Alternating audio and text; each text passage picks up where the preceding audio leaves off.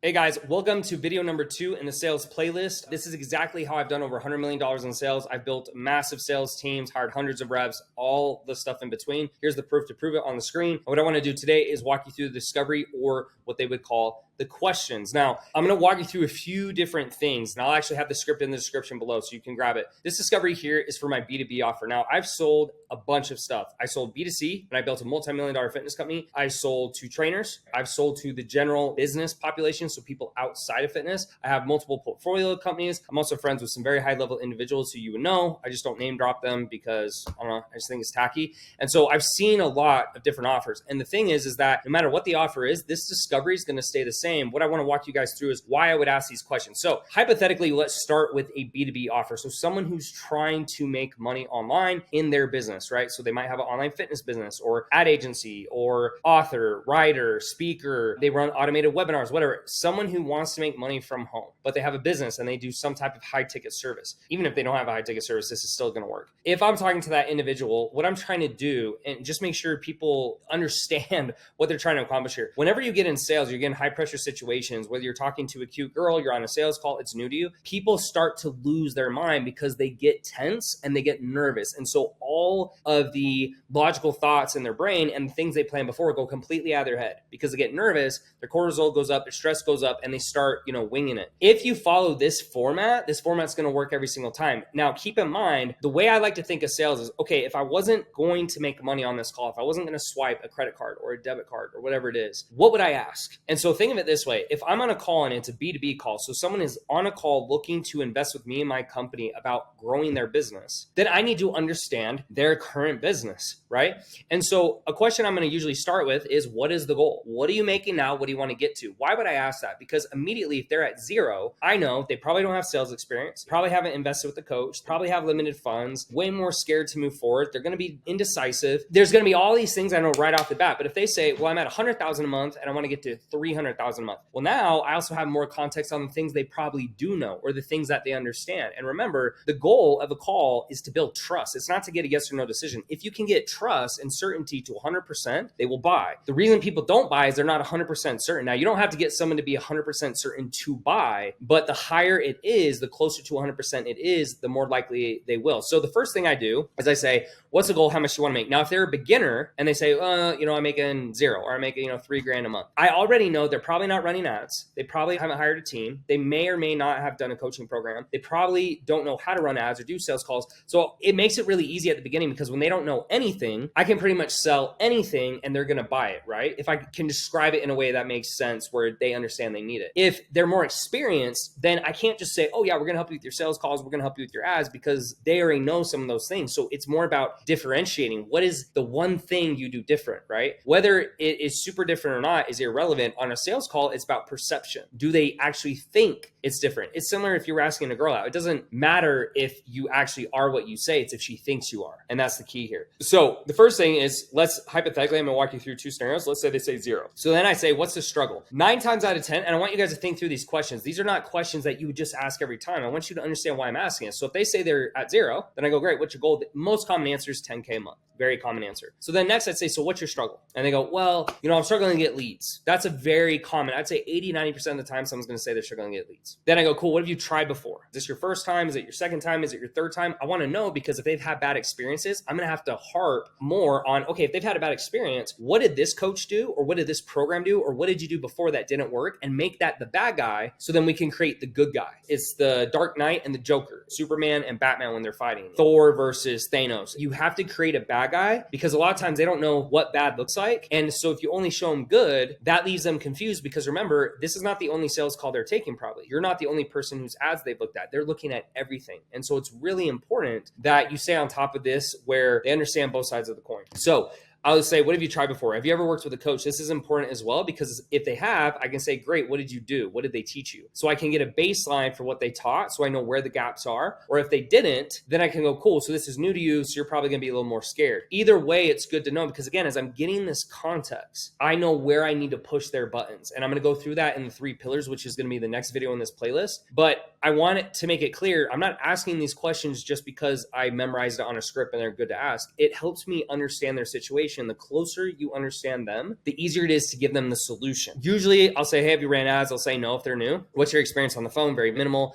And then do you have a spouse or someone who supports you? If they say they've had a bad experience with a coach or their spouse is not on the fence, I will start hitting on their belief really hard. So I'd say, cool. So working with a coach, you got to think of it as like an ex-girlfriend, right? Are you married? Yeah, I'm married. Okay. How many girlfriends have you had? 6. Okay. So 5 of them didn't work out, right? Same thing with coaching. I don't want you to let that last experience be the reason you don't sign up today. Does that make sense? I have to start finding their beliefs. Keep in mind, if you don't beat beliefs in the beginning of a call, they just come up at the end. People will not have the hard conversation early in the call because they think, oh, they'll forget it. No, they don't forget it. Trust me. They're going to bring it up at the end. And so what you want to do here is if they say that, is make sure you pull them back and remind them that, hey, bad things happen. And I always use examples. People understand, oh, I've had 5 or 6 girlfriends, I only married 1. Okay, that makes sense. It's similar to a coach. You want to always look for comparisons that they can understand. You don't just want to tell them, you want to draw stories. You want to use examples. If they have a spouse who's in the sport, I'd say, well, let me ask you this. Does your spouse know you're here? Yeah. Okay. Do they know this important to you? Okay. Does she love you? Yeah. Okay. So why would she be against you doing something that's in your best interest? I don't really understand. Like, as long as you make money, you're good, right? Yeah. You're the man of the house, right? Like, whatever it is you need to say, because I need to start attacking their belief. Now, if I get through this here, that's most of the bulk of the information. The rest of this, where you see this is highlighted in both, is getting certainty they're going to sign up today. People get confused with sales calls, and it really drives me nuts, is that they think that the point of the sales call is to get them to buy. It's not. And that's the wrong attitude, because the more you push, the more desperate you are, the less they want to work with you. It's the same thing with women, right? If you want to be with a girl, the more desperate you are, the worse it's going to go, because she goes, man, if this is such a hotshot guy, why is he so desperate to be with me? So in this scenario, we want to make sure that we're cool, we're calm, we're collected. All we're trying to do is make them sure that they want to move forward today. So I'd say, well, look,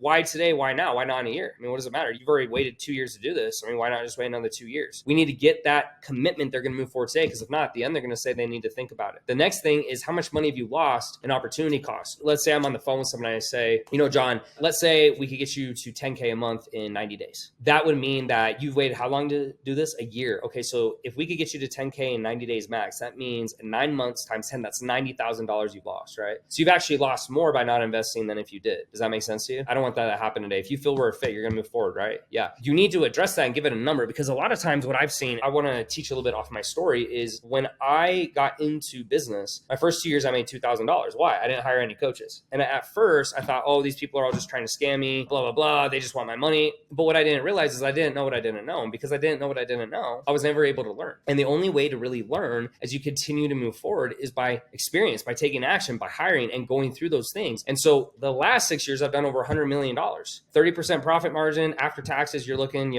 I'm liquid $12-15 million.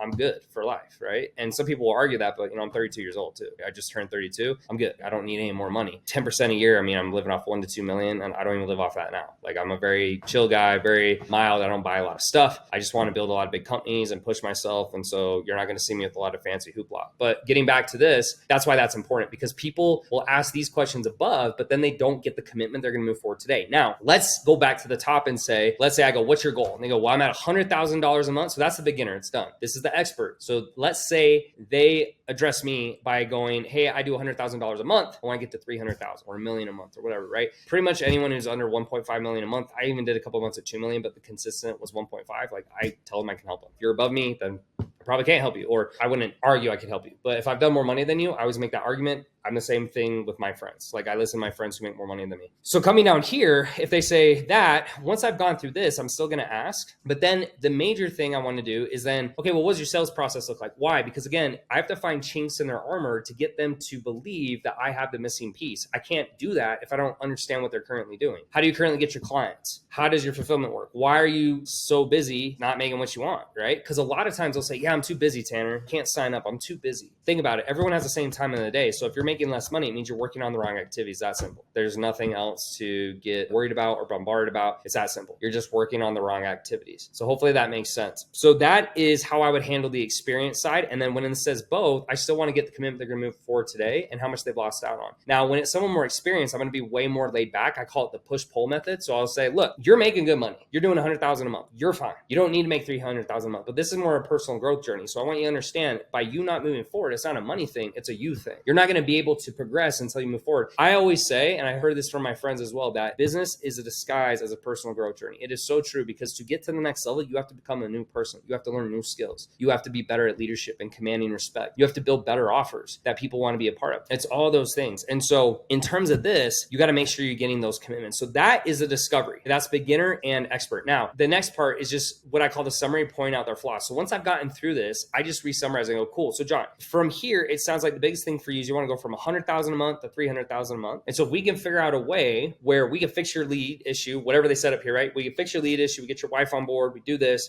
you're in. Right? Did I mess any of that up? Is that all clear? Yes, you get that commitment. And then once you do that, you go into what I consider the 3 pillars, the pitch. But people don't understand that the whole point of discovery is to understand the situation. You're not going through discovery asking questions just to ask. You're going through discovery asking specific questions so you understand the situation, you can diagnose what they're missing and push on that button hard. That's how you would do it. And as you get better at sales, if you get nervous, think as if you were sitting across from a friend and your friend said, hey, I'm getting a divorce. What would your advice be? You want to say, well, yeah, just get a divorce. You say, well, what's going on, bro? Like, let's start with that. Like, what did she say? What happened? Where's your head at? Are there kids involved? Do you have a prenup? Do you not? Like, there's all that information. So that's all I'm doing here. And so the reason these are written down is because I'm going to ask these questions similarly. So when I'm on a sales call or my sales team, right, you look at the screen and you're able to see, okay, which of these did I not ask? Because a lot of times you can get lost, right? You're in conversation, you're not thinking clearly. Maybe they took you off track. You got to get back on track. But that's the main part there. So this is step 2 in the sales series. In the next video, I'm going to go through the pitch, which is probably the most important part. And I see most sales reps mess this up. This is the biggest mistake that most sales reps make. So all I ask, guys, if you like this, share this with someone, subscribe.